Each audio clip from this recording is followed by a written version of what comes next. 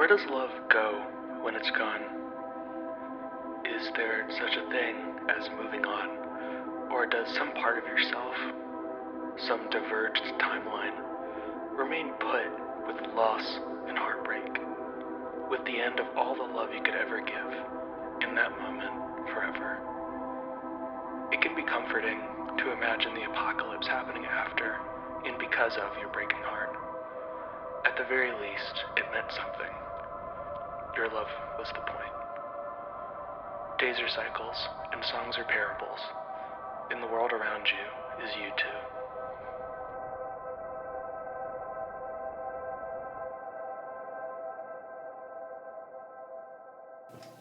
Hi, this is Noah Barker. I'm a husband to Rachel and a music writer who has contributed to magazines like The Line of Best Fit and The Skinny. I wanted to welcome you all to the first episode of The Clean Break, where we, as artfully as possible, take a look into significant artists and albums, hopefully making a grand connection or two along the way.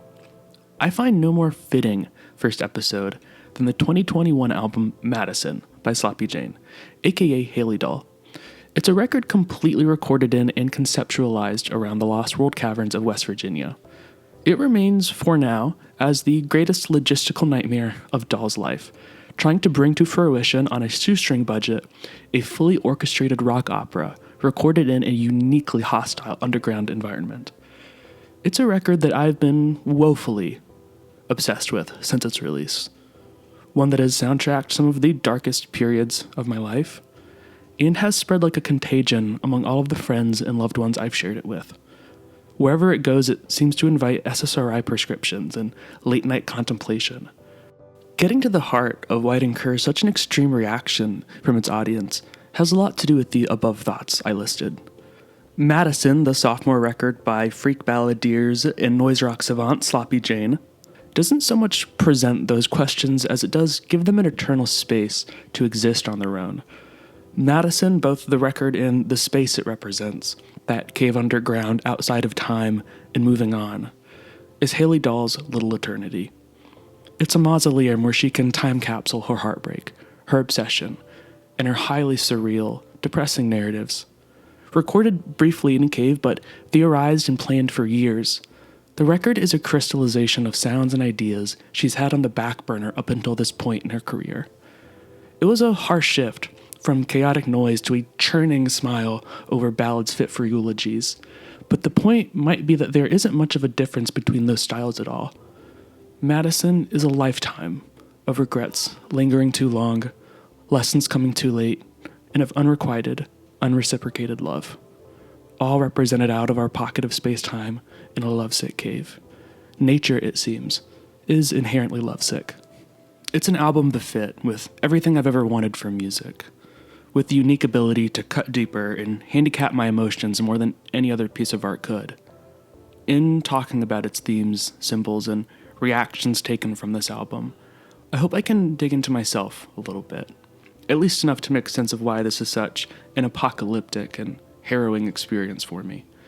This is a story about obsession, both in the artist who spent years hinged on an idea, and in the consumption of it on my side of the arrangement.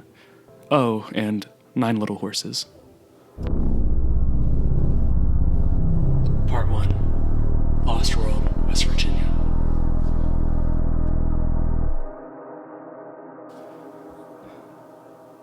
As a collective, the moniker of Sloppy Jane could mean a revolving door of collaborators, instrumentalists, orchestras, or it could just mean one person, one visionary, Haley Doll, and that one blue suit of hers. Under the Sloppy Jane name, she has contained or collaborated with a multitude of artists, both auditory and visual.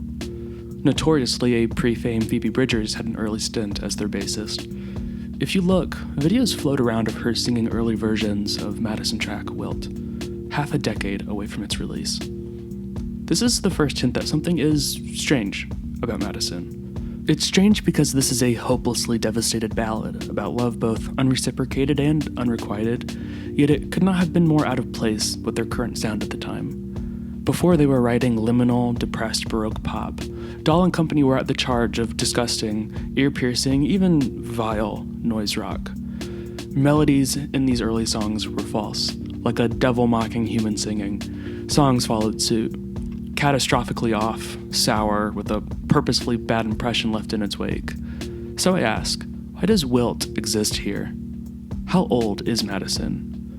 It reminds me of the way Liz Harris of Grouper makes music, with no regard to the passage of time. Albums are stitched together and released non-chronologically. If the early years of Sloppy Chain were infamous for their musical shock factor, their seeming a-emotional status, when did this seeming sadness set in? When did the switch flip? It's easy to surmise that these tracks already had an inlaid darkness in them, and they were more of just a manifestation of that abyss early on. Maybe the inverse is actually more likely, that there is no sadness, there is no change. Madison is plenty noisy, in a more surreal and orchestral way. Maybe the twisting smile and vocal freakouts of this record are in the same family tree as those from her previous. I don't think it matters. All that shows is that the same visionary made both, seeing airy sadness and claustrophobic chaos as one line of a spectrum. The most important takeaway here is that one way or another, Madison is old. As a set of tracks, as a concept, as a touch point for trauma in the afterlife. In the years before Madison was made, it was theorized and advertised to her listener base with an infamously peppy and inspirational trailer. It made it sound like a youth camp retreat. I give them a pass though, drumming up grassroots support for her Patreon, which is her main financial lifeline in making art. It's difficult. But before Madison was made, before the excavation of the album in that cave was underway, you need to understand, this record is just as much the moments around its recording as it is the record itself.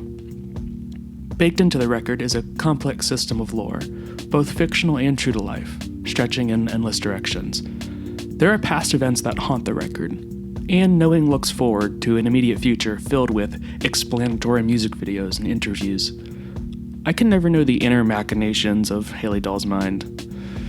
This is a struggle of trying to reconcile something like Madison. It's a collection of personal anecdotes and passion projects. It's singular to the point where every metaphor and Easter egg really only makes sense to Dahl herself. Her naturally surreal lyrics put her in league with Bob Dylan in my mind, and that does nothing to help this. This is infuriating. I want to know. I want to understand everything. Maybe that's why its breadth is so large to me. I can never know what drove Dahl into wearing a blue suit, one emblematic of the signature one she wears now, uninterrupted until it rotted off of her body. It's strange to be enraptured by another's obsessions. Maybe the record is just a space to walk a mile in another's head. It's an endless chasm of another person and their individual experiences. There is, however, one piece we do have. It fits into the record's jigsaw puzzle, illuminating some of its imagery and themes, having happened around the time of its early creation. And it's a moment you have to treat with care.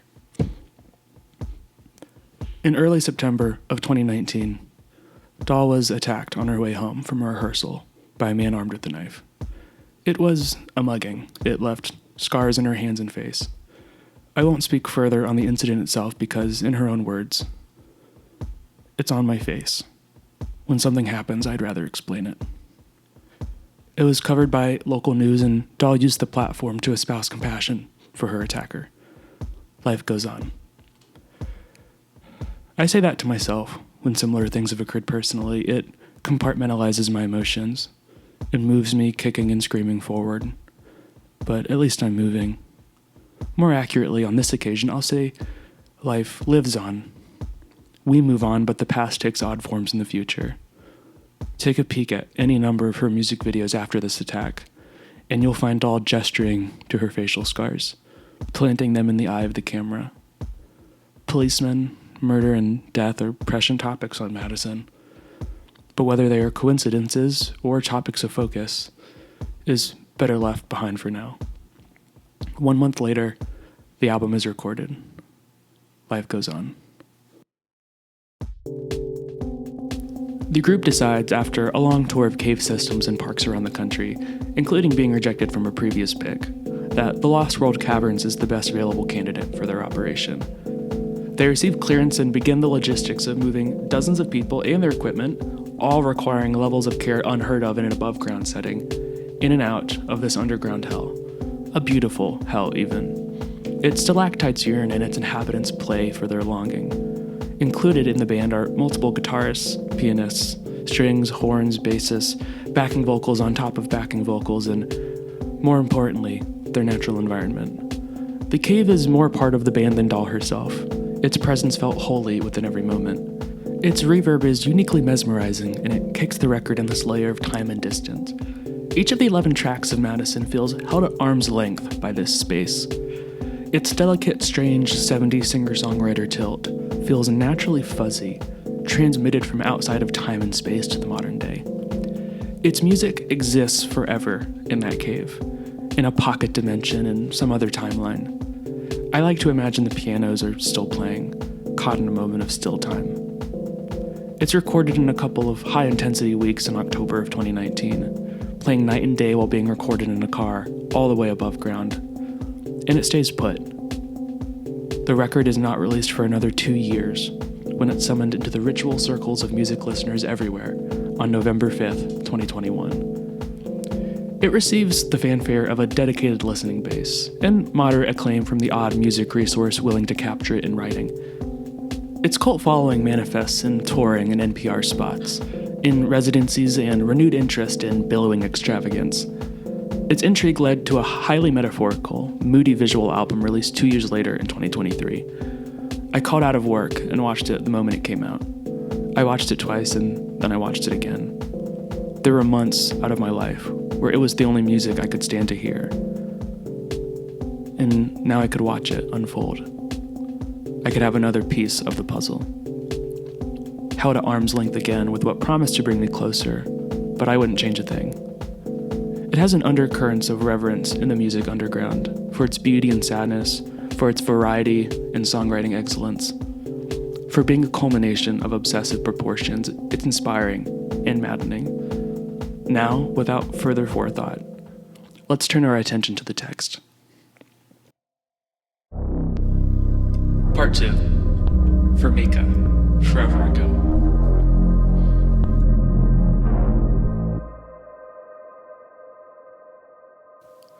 I love Madison, but I guess we've never met. I've heard of her 100 times in 100 different listens, though. I miss a woman I've never met, and it sure sounds like Haley misses her too. The record, in its broadest strokes, is a monument to a life never lived, with a person just out of reach. Mourning with the chorus of the title track, I am constantly grieving for the life I was dreaming of having with Madison. Extrapolate what you'd like about Madison being a person, a place, or just a representation of Dahl's ideal self, but it's sandwiched in between her trademark sad surrealism. Here, a broken love is displayed with drowning, forced underwear changing, swallowing, concrete mix, and more. Her penchant for lyricism we'll see across the record isn't necessarily about things lining up in an intelligible or narrative way. It's dream logic. It's vibrant association and metaphor to violent and romantic degrees. It's also the centerpiece of the album, with its effects and themes rippling forward and backward in the listen. Have this idea color the listen. Whatever Madison is, it means everything to the murders and dentists and abuses and afterlives of this album. Let's start by getting broad. Taking a look at the whole track list, Dahl's dramatic flair is instantly visible. The opening is a 3-minute neoclassical composition called Overture, and the closer is rightfully Epilogue. Deep in the track list, Wonderama is another 3-minute classical composition, this time used to hold space before the album's 10-minute climax, The Constable. That one we'll come back to. Party Anthem, the first traditional song after the opener, preludes songs called Jesus in Your Living Room Floor and Judy's Bedroom. All three of these songs may or may not detail different murders, so keep that in mind. Wilt is as close as we get to an 80s power ballad. Lullaby Formica is Formica, that one will make sense at some point, and as previously mentioned, the title track is right in the middle, giving away all the album secrets in a language only Dahl speaks. I hope you could take that all in. This is a theatrically rich listen, with each moment bringing in its own story and agenda. The chaotic introduction, its rumble of strings and percussion, seem to choreograph either an entrance to the cave or the Big Bang. I feel like either works. The album feels like it's heralded in by this overture and born in Party Anthem. Much like the start of Pink Floyd's The Dark Side of the Moon, this sense of birth, of life, the record is tuned into, is represented by a kick drum imitating a heartbeat. Party Anthem introduces Doll over this drumming heart, a cappella as she recreates her music image in a single moment. The noisy thrashing den of her history is gone, archaic, operatic melodies are in.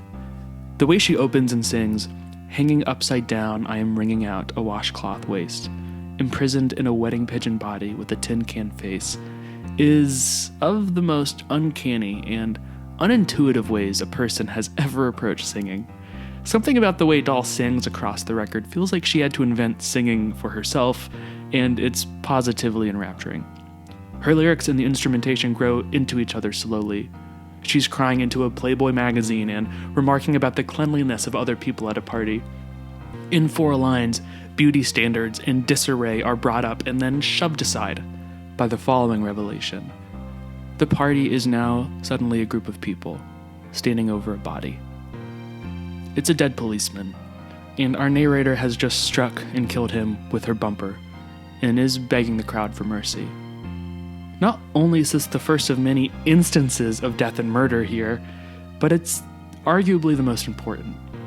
It seems to be referenced in the final line of the entire album, as she closes epilogue with a reference to this supreme point of shame, this murder, one that's waiting for us at the end of the line. Regardless of what's metaphor and what's real, the feelings she writes into them are visceral. The chorus comes with the full backing band jumping into the fray. "I'm sorry I couldn't be everything I needed to be," she sings. Whether it be stress caused by beauty standards or the shame of one's past actions and a need for forgiveness, Doll keeps them past arm's reach. And now it has enough room to be anyone's shame or hope, go figure. Leave out the proper nouns and take emotions to their surreal extremes, and suddenly every word can belong to any listener. A rallying ironic chorus of la la la's later, Doll finishes this intro with plaintive screams, wondering if it was any better to know this person or to have them a distant phantom to herself. Ah yes, longing. We have now hit the Madison trifecta alongside Death and Shame. Party Anthem remains a fantastic tone setter, one that throws a lot up in the air for the following tracks to either shine lights on or to take pot shots at. Following this, the 7-minute Jesus in Your Living Room Floor starts with an I'm not kidding, this set of lines. "When I finally die, won't you bury me in the same suit that you married her in?" I mean, was she trying to speed run the trifecta? Shame, bam. Longing, bam. Death. Oh yeah, and moral that came from. The track is all about staging, in framing your death to mean and represent something else. It takes the form of Doll asking another person, presumably a person she loves, or maybe a person who Madison loves, to create elaborate lies about her life after she dies.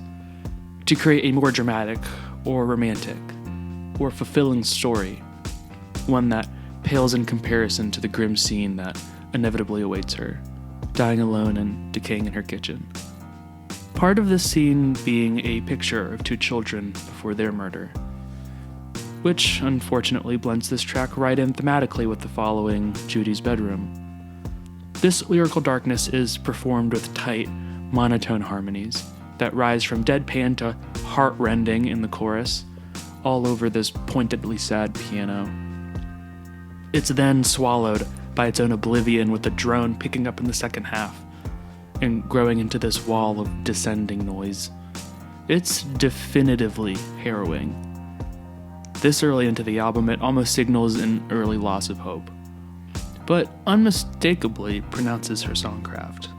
The growth of the drone from simple darkness to this enveloping black hole is a feat of songwriting, one fit immediately with a rug pull. Judy's Bedroom is that rug pull. and it's ingeniously orchestrated. While none of the first 3 tracks were even on the same planet, this sing-along campfire jamboree is about the real-life murder of Judy Bruce, and it throws the emotional tone into the wind. Like many moments on Madison, there's a sheen of 70s crackle and tape applied to the production. It's as if the center of that black hole was a small room where Dahl leads a Girl Scout troop to sing about Judy's murder, investigation, and the execution of her killer, all with creaky, painted smiles. It also includes the killer hiding evidence and going through the memories of his murderous high. Unfortunately, that means the trifecta has been hit again. The melody is pure saccharine, unmitigatedly hokey, and returned are the la-la-las. I love every second of it, not the least of why is Dahl's vocal performance and hand-at harmony craft. If it's not been explicitly stated up until now, Madison is my favorite vocal album of the decade.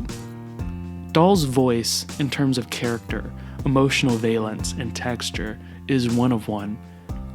It can whip emotions violently while also being so airy and breathy that it almost gets lost in the midst of the songs.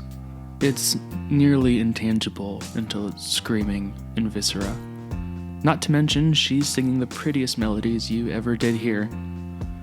Jolting up the theatrics once more is the Beach Boys-inspired interlude, Bianca Castafiore, named so after the operatic cartoon character. It's the most explicit vocal acrobatics anywhere on Madison. Dahl plunges into surfer psychedelics in theater for this minute and change. It's euphoric, nearly hitting a whistle register before it explodes into the following track. The record has revealed its stride. Theatrical, surreal interludes kicking the can of depression until a headline track makes you want to kill yourself again. And who would want to do that? Lullaby Formica is one of the moments on Madison where I almost feel Dahl staring at the listener through her microphone. Like blinking lights stating, "This is the metaphor," or going off auditorily. Its lyrics refer to a fairy tale, a bedtime story, maybe a parable of 9 toy horses. The verses are purposefully repetitive, with each stanza detailing the death, loss, or freeing of another horse until Dahl is alone again. Dahl references that someone told her to hold them to, quote, "be a better man." And this lullaby takes that holding literally. This track, even though it's technically the most fantastical and storybook of the bunch, feels the most true to life in a way. Its second stanza reveals the real event of Dahl wearing a suit until it rotted off of her body as a reason for a horse to leave her. It makes me wonder if each of the stanzas is just a veiled metaphor for something that caused her to grow or recede as a real-life person. What is known is that these horses are a hinge in understanding Madison, with their mention in the climactic Constable, with their depiction on the album cover, Dahl physically holding one of the blue horses up, and with their origin. Purportedly, the toy horses were a real gift given by Dahl's friend and collaborator Mika. In reality, this is a lullaby for Mika, a personal parable written about a uniquely affecting gift, it seems. The theme of being enough, of acting the right way, of being the type of person to live up to loving Madison, is so perfectly captured by this. Of holding the horses, losing each one and a part of yourself as life continues, even voluntarily giving yourself away as you feel you deserve it less and less. It could be anything in Dahl's language, but for my purposes, for the sake of my life, it means to hold on to yourself, because that's what it takes to survive.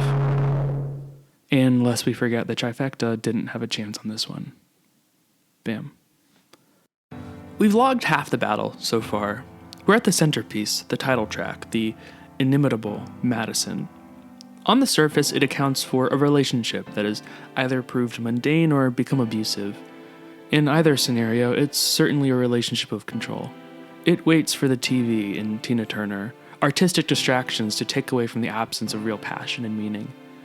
Haley misses Madison. She mourns the life they're never going to have. Maybe it's a sad inflection of Chappell Roan's Good Luck Babe, or maybe it's just longing encapsulated. It should be expressly clarified here that all of this is interpretive conjecture. Dahl herself is more than happy to explain the deeper meanings and internal connections that make this record what it is, but as a listener, it almost feels like prematurely opening the answer envelope in a detective game. There is no shortcut to viscerally experiencing the emotions she portrays here. You just have to live long enough to miss Madison too, I guess. Whoever the hell she was.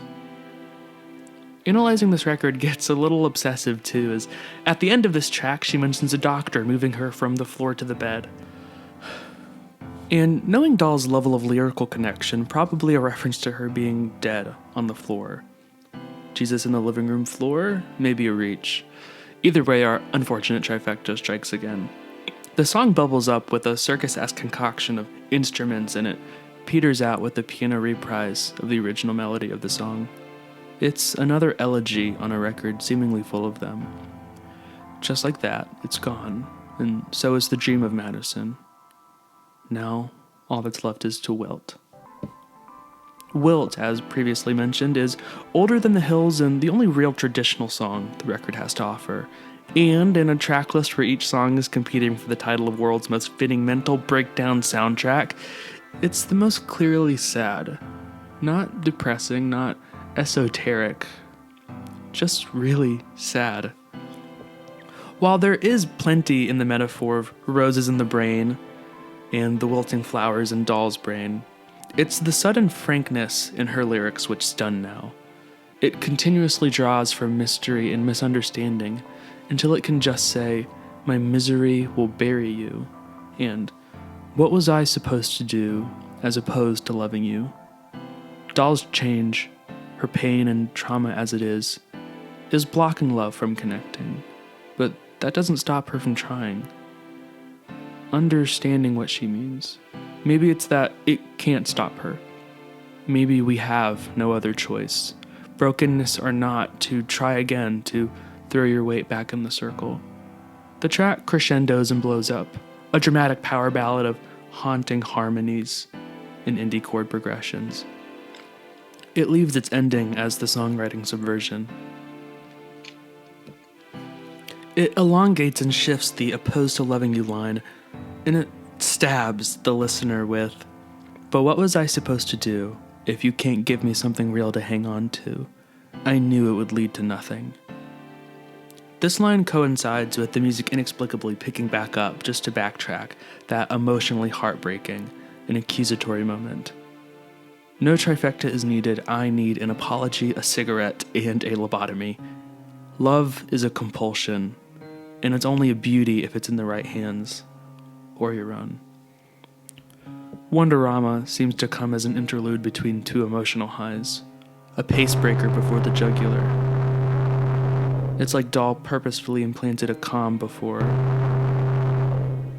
If Madison is life and death, then we're dangerously close to.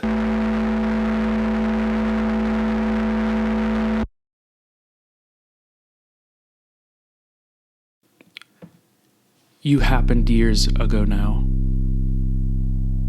But yesterday, I saw a man kicking a dog in the street. From the distance, I thought that you might be the man. And God, I wanted that dog to be me. This is the opening lines of The Constable, the climax and penultimate track, the end of all things. It's Haley Dahl's dramatic masterpiece, a 10-minute apocalyptic odyssey that pulls off the effort of tying together everything the record offers lyrically and musically. She begins the song at the piano for the above quote and quickly moves into an encirclement of strings, orchestras, and a full choir, and she belts "Time spins around me." The arrangement extends into a verse, where Dahl details awakening blind and smashing her head to reveal thousands of slugs, somehow reminding her of this constable character. She calls it a horse aged into a toy. With all of this combined, it's A1 theme tying, if I do say so myself. Constable meaning the cop she killed and feels shame about in this vulnerable moment, while also connecting it back to those toy horses. Shame and guilt were reattempt and swipe at love. Just call a trifecta already. But this isn't a traditional song, even for Doll. It's her Bohemian Rhapsody, not to use an overused analogy. The orchestration drones into silence, and she breaks into this cyclical refrain, saying goodbye forever, endlessly stating that she'll say goodbye again. During this middle section, these two sentiments stumble over each other as the arrangement explodes again, but it dissipates just as quick as it starts, and Doll is right back at her piano. Her words are nothing major, just the world ending and the various sections of our society dealing with it in their own ways. Hiding, fighting, chasing the stars, watching their TVs as if nothing's wrong. But Doll is at that former love's house, listening to the emptiness. As silent as their love, she puts it, love is loud. But then, in the record's most beautiful, incredible, most human moment, the sound of a group counting down to the new year is played, and replayed again and again until it fades into silence. It was Haley and her band, having been in the cave recording during the final moments of that year. There would have been no discernible difference between moments in the cave then. No year, no outside world, just stasis. And still, they celebrate. In their own pocket of space-time, performing for no one besides themselves in the stalactites. And here it is. A song about the passage of time, of love and self, of the beginnings the end brings. Passing a new year every couple seconds. The further I get from hearing it for the first time, from who I was when I first heard it, I started to count to the current year and the amount of times they do. For my estimate, we're on year 3 or 4, and they count to 10 before the song trails off for good. I'm glad I can count with them now, as one day, enough time will have passed that they'll finish before I do. The Constable is not only my favorite song of its year, but of its decade. Certainly among my favorites ever written. And then it ends. The epilogue is next, and it's entrancingly beautiful and simple. Hi-fi guitars and elegant pianos sing along with Doll.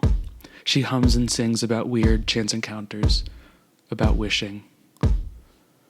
She's still talking to this other person in a final way, asking them to tell her off so she can finally go away for good. She's singing loud and still, almost whispering. The guitars are closely mic'd. The piano springs from the mix. It's Doll at the most intimate a songwriter could be, and her voice is angelic as it cries. This final elegy is a true-to-life one. Doll dies at the end of this song, and this person comes to her funeral. They ask why she's there. The record pauses, a moment of silence. It's all ending now. She says, I am hiding from the man I hit with my car. I am hiding from the man I hit with my car. And the album dies there. Remember the cop, the constable even, shame and death intertwined, hiding from your guilt, from what holds you to this life? All the themes put together. How could you forget? The epilogue is the ultimate elegy. It's life and death, or maybe finding one through the other. Maybe showing yourself the way out. Who would want to do that?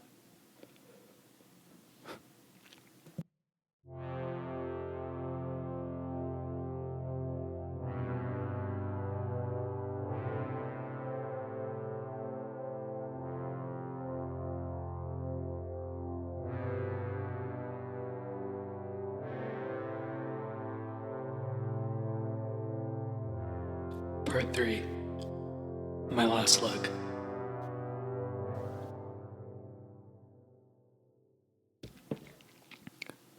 I write this now as a pathway for my more nakedly emotional tendencies.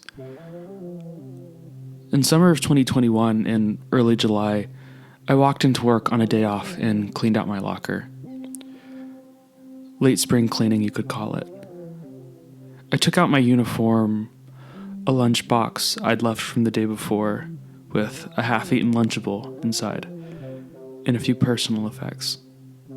I walked past coworkers and supervisors wearing sunglasses to hide swollen, teary eyes, grabbed my things, and I quit. It's not that I wouldn't come back or chose not to return, but at the time, because I didn't think I could.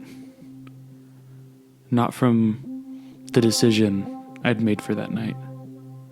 For any other late spring cleaners out there, you'll recognize that deft maneuver I just employed as cleaning out my shit so my family wouldn't have to. I was gonna kill myself that night. Well, I didn't. Who would want to do that? It didn't stop an oncoming malaise from setting in. I had torched an occupational avenue in my life and I was making rash decisions. I was in the mood to just let things happen to myself. A month later, my penchant for fucking myself over before I can suffer the honest way reared its head in the form of genuine salt of the earth stupidity. With a complete lack of safety or self-awareness, I get into an avoidable accident while skating and I break my right leg. I'm now in long-standing pain with a house MD level of a metaphorical chain to a bed. In more ways than one, I'm not going fucking anywhere. I spend this part of my life in pain and confused, pushing away people who deserved less and enjoying art and music a lot less than I loved my Percocet prescription. Before you judge, I'll charge you with being in my position. Not in pain, but socially alone. And mostly bored. Bored with this whole living arrangement. But the pain didn't hurt. It takes me 4 months to start learning to walk again, and even then, it's a glacial process. I've stopped writing as much as I've started waiting for things to excite me to move. I'm complacent where I was once explorative. But maybe it's just a matter of taking steps in the right direction. In any direction. I'm persuaded that my next step should actually be to do what got me here in the first place. To get a soul-sucking, valueless job for a large monopolistic corporation. I'll start Monday. I decide to love myself in inconvenient moments. Maybe because that's where it's needed most. I love myself here because I decided to make my first conscious steps, my first solo drive as a man in rehab, to a local waterfall. Mostly so I can take a walk, watch the November leaves fall into running water, and listen to something that might excite me to feel a little something again. By chance, I turn on Madison, giving it the high honor of my first and only moment of personal freedom before I'm grinded back into vacuous gears. I'm walking along a river while it plays alone in the cold of late fall. I stop while it lulls me to sit and watch the passing water. There's children's toys stuck inside the riverbed while the constable plays. Burnt umbral leaves keep falling to me, and the epilogue is finishing. I stand up as it closes, and I feel the same. The same. I resolve that it's fine, and I drive home wondering if I should even pack my work locker at all. Breakthroughs in clarity are as retroactive as they are made up. Never wait for a moment of change, and never trust your misjudgments about what's important until a far time later. It didn't reach me at the time, but its hollowing, its deep, absurd sadness, it felt understanding enough to wait for me to come back. I felt drawn enough to listen to it again the night before bed, and when I woke up, and in moments of solitude at work, driving home and resting from 16-hour days during days where my journey to and from work was just the moon and me. Before a proper noun was known about its maker or its story, every word was already a psalm and parable for the moments they infested. I could posit that a workroom was a living room floor, that Judy Bruce's bedroom was my own, but it wouldn't matter as much as the simple fact that I knew every damn word of that album, front to back. Sometimes knowing why something affects you is trivial compared to just going through the motions. You say the words, you get to live another day and repeat it again. It's not glamorous, but it's how you have to survive. Doesn't have to be immediately recollected for its depth. It just has to keep me going, whatever it is, and whoever Madison was. Even without the music playing, I got to the point where I could hum every word and every instrumental phrase for the entire runtime. I would play it to myself to pass the time during lonely night shifts. And I loved that invention more than any other music I've ever heard. I talk about the lines bending between adoration and obsession, of using art for pleasure or a crutch. But what's this line it crosses? This isn't just lyrics being interpretable. No. Sing a song for long enough, and eventually you'll have written it yourself. It wasn't just an emotional crutch for me to circumvent the soul-crushing place I found myself in. It was a language I learned. It wasn't repeating the notes, singing karaoke. I was repurposing and recontextualizing them for moments in the new. At what point does my reverence for Madison just become reverence for this invention, this new mode of emotional transportation? I suppose there are worse realizations than realizing that you love what you make and think and do and are more than anything else. More than what helped you get there. Because this is not the part where the music saved me. It didn't. It was just there with me. You have to understand when you're in the hole, you have to be the one that saves yourself. It wasn't a life raft. I just took it upon myself in my need for survival to use it as one. That's growth, and that's on me. To that end, Madison as a touch point for me, as a resonance with its themes and aesthetics, as a connection to friends whom I share it with, as a signifier for that year in time, has to be less important to me than I am.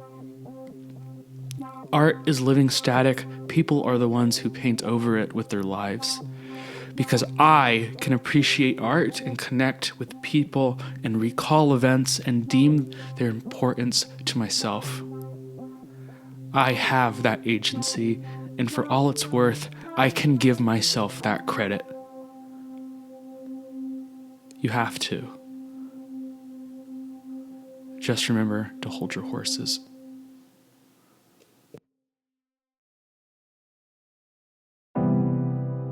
Part 4. Happy New Year.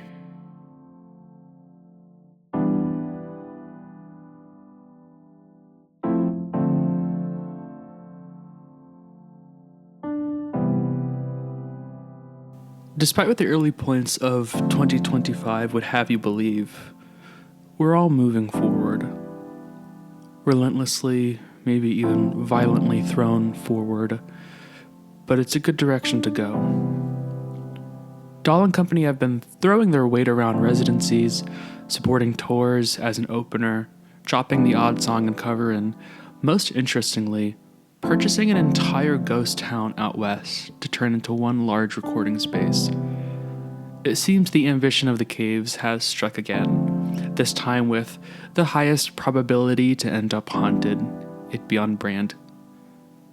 They're thrown into artistic unknowns and contradictions, melodies and dissonance, grandeur in the palms of an indie Patreon startup.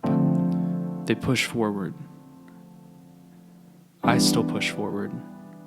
Remarkably easier than it used to be, life lines up and takes shape. I'm fortunate I have a loving wife and a return drive for this whole thing.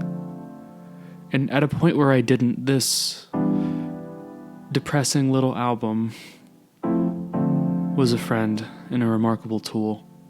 And now it washes over and seeds to Dahl's future. And now it remains distilled for when I want to return to that preserved moment in time.